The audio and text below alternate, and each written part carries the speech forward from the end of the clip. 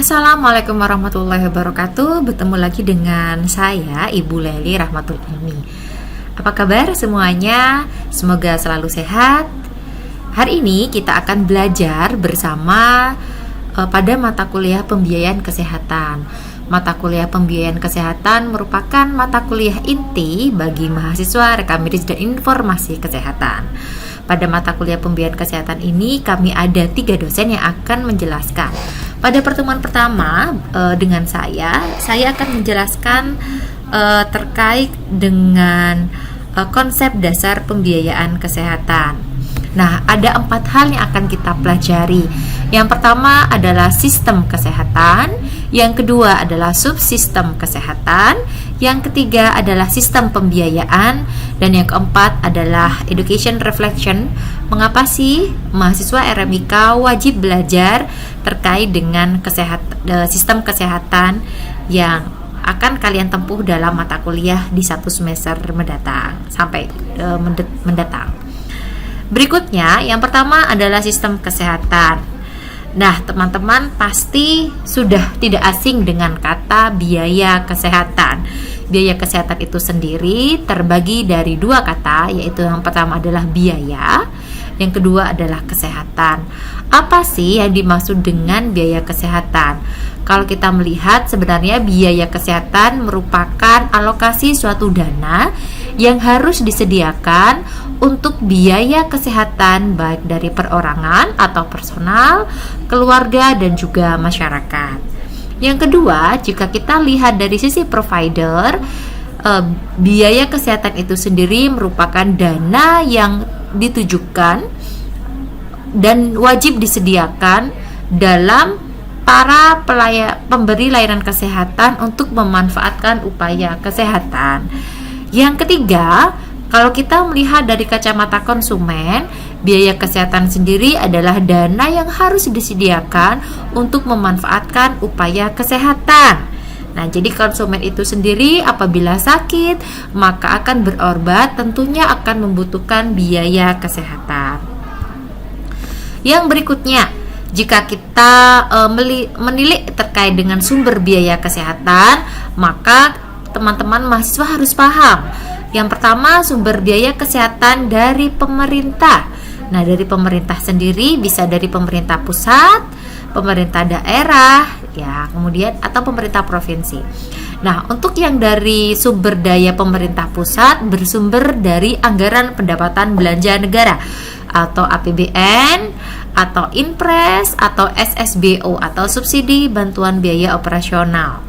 Yang kedua, apabila dana tersebut bersumber dari departemen lain, maka contohnya siapa yang alokasikan dananya? Bisa dari Kementerian Dalam Negeri, Kementerian Sosial, serta Kementerian Tenaga Kesehatan. Nah, kalau dari Kementerian Sosial contohnya berupa BPJS Tenaga Kesehatan, gitu ya, BPJS untuk kesehatan di jaminan sosial, dan juga ada Kemnaker, BPJS Tenaga Kerjaan.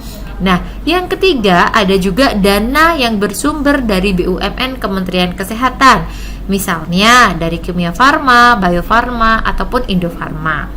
Dan yang keempat ada dana juga dari APBD tingkat 1, dan yang terakhir dari APBD tingkat 2. Sedangkan kalau bersumber dari masyarakat atau dari alokasi publik sektornya, dari sivil, maka ada jenisnya ya out of pocket. Out of pocket yaitu dana yang dikeluarkan dari kantong masing-masing perseorangan. Yang kedua juga ada ketentuan dari pengeluaran perusahaan swasta. Yang ketiga adalah pengeluaran kepada penyedia layanan kesehatan oleh pihak asuransi kesehatan swasta. Kemudian mekanismenya untuk pembiayaan kesehatan sendiri ada yang sifatnya individual atau household. Contohnya adalah pembayaran out of pocket secara langsung. Bilmi kasih contoh. Nah, apa sih contoh dari out of pocket? Yang pertama, apabila seorang yang sakit tidak memiliki asuransi, dia harus berobat ke layanan kesehatan di Fasienkes. Nah, saat di Fasienkes tersebut personal tersebut itu akan mengeluarkan biaya mulai dari jasa medis dokter, biaya obat, biaya alat kesehatan yang harus ditanggung, dan itu dibayar secara cash ataupun secara debit ataupun kredit dari masing-masing dana personal tersebut. Yang kedua, misalnya bisa jadi asuransi swasta atau sukarela, di mana personal akan membayarkan premi secara rutin, misalnya bulanan, ke para penyedia atau penyelenggara asuransi. Nah, kalau dari mekanisme yang kedua, ada juga yang bersumber dari pemerintah, misalnya dari pajak umum, asuransi publik ataupun sosial. Yang ketiga adalah dari donor. Nah, pembiayaan juga berasal dari pihak eksternal, bisa berupa hibah atau pinjaman luar negeri, ataupun juga ada yang dari pihak swasta. Dan yang keempat, ada kombinasi yang varians antar negara atau regional yang dapat berubah berdasarkan adanya pendapatan atau income. Yang selanjutnya adalah mekanisme pembiayaan kesehatan. Nah, pada mekanisme pembiayaan kesehatan sendiri terbagi menjadi dua. Ada yang sentralisasi dan juga ada yang desentralisasi. Nah, untuk sentralisasi sumbernya berasal dari pemerintah pusat, baik mulai dari perencanaan, pengalokasian dana, monitoring hingga evaluasi, dan juga biayanya pasti ditanggung oleh pemerintah pusat. Berbeda dengan pembiayaan desentralisasi. Ya, misalnya pembiayaan desentralisasi di sini berdasarkan sumbernya adanya otonomi daerah, yaitu pemerintah daerah diberikan kewenangan mulai dari pengaturan alokasi dana dan bertanggung jawab berupa laporan pertanggungjawaban, dan ada monitoring dari para pemberi atau suntikan dana tersebut. Dan juga ada yang semi otonom, misalnya Pemda bertanggung jawab untuk melakukan penyesuaian aturan saja, tapi ada suatu pihak yang memang mengatur atau vendor yang mengatur pada pengalokasian dana tersebut. Lalu permasalahan apa sih sebenarnya yang terjadi pada pembiayaan kesehatan? Yang pertama, adanya dana yang terbatas. Nah, dana terbatas tersebut bisa baik dari pemerintah atau dari pun swasta. Karena adanya dana yang terbatas, maka perlu proses perencanaan yang baik, perlu proses pengalokasian dana yang baik sehingga bisa tepat sasaran atau teralokasi sesuai dengan tujuan. Namun kenyataannya ternyata pembiayaan kesehatan itu masih belum merata. Contohnya nih, banyak kaum yang menengah ke atas itu justru mendapatkan jaminan kesehatan atau BPJS kesehatan yang tercover oleh pemerintah, yang BPI. Tetapi ada juga yang warga menengah ke bawah hingga yang dianggap tidak mampu itu justru tidak mendapatkan asuransi kesehatan, gitu ya. Nah, yang ketiga, tidak tepat sasaran. Bisa ada beberapa faktor. Yang pertama, kurang meratanya data atau data yang terkait dengan sebaran para penerima asuransi kesehatan itu tidak valid, gitu ya, tidak update. Yang ketiga, kurangnya proses penjaringan dari awal, misalnya tidak ada kerjasama dari pihak RT RW ataupun warga yang tidak mampu untuk mengusulkan. Harusnya kan ada proses pendataan dari awal, penjaringan hingga proses penentuan siapa yang berhak mendapatkan alokasi tersebut. Yang ketiga, pengelolaan keuangan yang kurang baik, misalnya tidak ada proses monitoring dan controlling sehingga banyak dana yang tidak terserap secara optimal ataupun dananya menjadi bocor. Yang keempat, adanya biaya yang meningkat, misalnya penggunaan alat kesehatan, adanya peningkatan biaya pengobatan serta perawatan, ataupun adanya biaya operasional yang sangat membengkak sehingga menyebabkan alokasi dana yang awalnya sudah teralokasikan dengan baik, maka adanya penggunaan dana yang tidak stabil, ya, karena adanya peningkatan. Misalnya nih, semula pemerintah sudah mengalokasikan dana 100 triliun untuk jangka waktu 1 tahun, ternyata di tengah tahun sudah ada pembengkakan karena adanya peningkatan, sehingga dana yang sudah direncanakan itu tidak sesuai dari target yang semestinya. Berikutnya Ada dua jenis pembiayaan kesehatan, yaitu retrospektif. Nah, retrospektif sendiri adalah merupakan sistem pembiayaan kesehatan yang berkembang pada sistem pendanaan kesehatan secara out of pocket, di mana secara umum pembiayaan kesehatan ditanggung secara mandiri menggunakan uang sendiri. Yang kedua, masih diterapkannya sistem asuransi yang tradisional atau sistem indemnity. Yang ketiga, adanya supply induced demand yang berakibat merangsang provider atau para pemberi layanan kesehatan itu melakukan pelayanan berlebih. Contohnya nih, ya harusnya kalau seorang pasien sakit diare itu hanya diberikan misalnya ya, obat untuk dehidrasi, kemudian ya ada vitamin, ada zinc, kemudian ya kalau misalnya diarenya udah berhari-hari maka akan diberikan antibiotik. Tapi di sini ada pemberian obat berlebih ataupun dilakukan pemeriksaan yang tidak semestinya diperlukan. Nah, demikian. Yang keempat, adanya dampak terhadap pemborosan atau peningkatan biaya ya tadi, karena tidak ada sistem kontrol pada proses monitoring pemberian layanan kesehatan atau alat atau obat, maka berdampak terhadap tadi kebocoran dana. Yang kedua adalah sistem pembiayaan kesehatan prospektif. Apa sih prospektif? Nah, prospektif itu sendiri adalah sistem pembayaran pada provider dalam jumlah yang sudah ditetapkan. Jadi sudah ditetapkan tetapi layanannya juga belum dimulai gitu ya. Nah, contohnya apa? Contohnya DRG, Diagnostic Related Group. Yang kedua kapitasi, per case atau paket, per dim, dan global budget. Mari kita bahas satu persatu.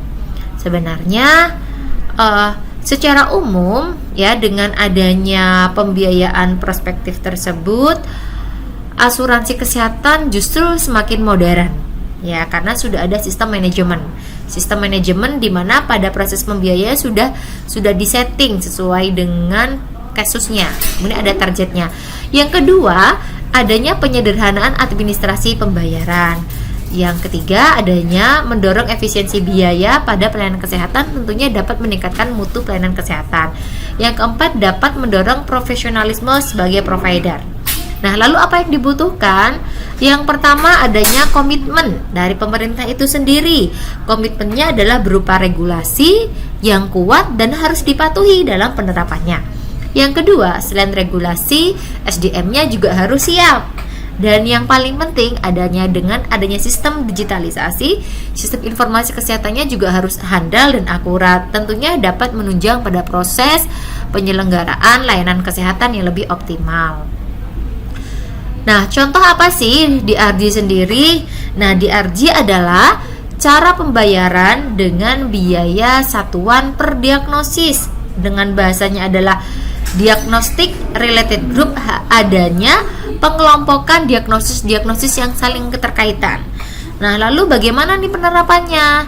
Nah, sistem DRG sebenarnya sudah terlaksana di berbagai negara. Yang pertama di Indonesia. Di Indonesia sudah melaksanakan sistemnya JKN, BPJS Kesehatan. Nah, dalam Jamkesmas tersebut ya, DRG tersebut Jamkesmas, kemudian JKN berupa BPJS Kesehatan, ada sistem grouping yang dapat diklaim untuk layanan rawat jalan dan rawat inap.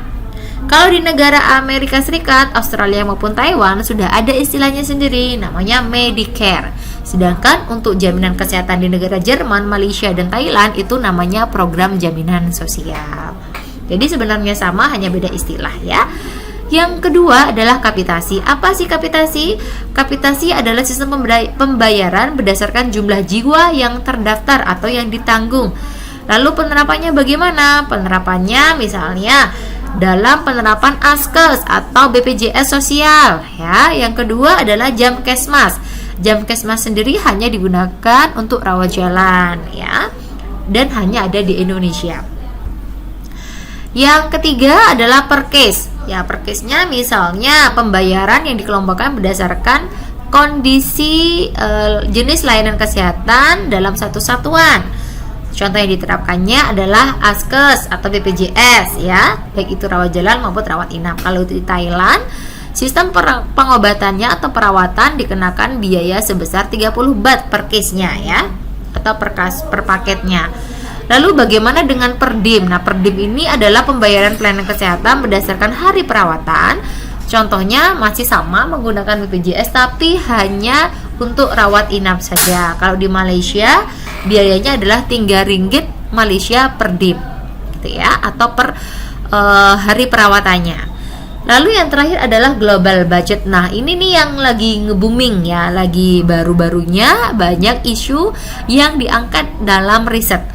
Nah, contohnya apa? Contohnya adalah cara pembayaran ke provider dengan memberikan dana untuk membiayai kegiatan selama 1 tahun. Ya, lalu global budget tersebut ada penetapan alokasi dana dengan mempertimbangkan jumlah pelayanan tahun sebelumnya, kegiatan lain yang diperkirakan. Jadi kalau global budget itu sudah ada alokasi dana yang dimana alokasi dana tersebut sebenarnya sudah diprediksi nih gitu ya selama 1 tahun karena sifatnya global. Kemudian dari kegiatan tersebut rumah sakit akan ada proses monitoring nih, apakah sesuai nggak nih budget yang sudah dialokasikan dalam 1 periode tahunan, apakah sudah dilaksanakan. Nah, kalau sudah dilaksanakan maka ada proses pengukuran gitu ya. Pengukuran tersebut harapannya dapat mengukur terkait dengan mutu serta kinerja para tenaga kesehatan yang memanfaatkan yang dari alokasi dana tersebut. Baik, demikianlah untuk kuliah siang kita pada hari ini.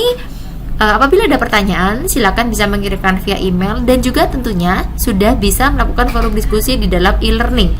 Selamat belajar kepada seluruh mahasiswa. Kurang lebihnya mohon maaf. Assalamualaikum warahmatullahi wabarakatuh.